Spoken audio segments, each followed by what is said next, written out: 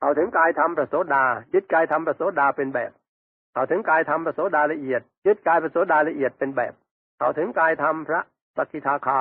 ยึดกายพระสกิทาคาเป็นแบบเอาถึงกายธรรมพระสกิทาคาละเอียดยึดกายธรรมพระสกิทาคาละเอียดเป็นแบบเอาถึงกายธรรมพระอนาคายึดกายพระอนาคากายธรรมพระอนาคาเป็นแบบเอาถึงกายพระอนาคาละเอียดยึดธรรมกายละเอียดของพระอนาคาเป็นแบบเอาถึงกายพระอรหันต์ยึดธรรมกายของพระอรหันต์เป็นแบบ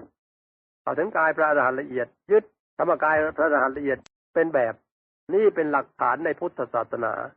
ในสมุดที่ได้แจกกันทั่วหน้านั้น18รูปหน้าปึ้งที่อธิบายมานี่18รูปหน้าปึ้งนับดูได้ตั้งแต่กายมนุษย์มา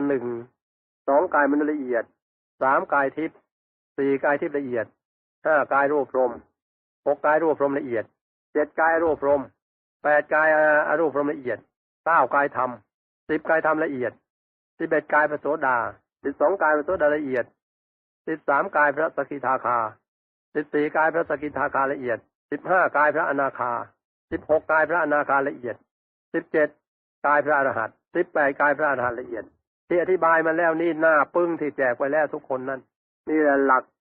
ปฏิบัติพุทธศาสนาต้องแน่นอนจับตัววางตายอย่างนี้ไม่เลอะเลือนเหลวไหล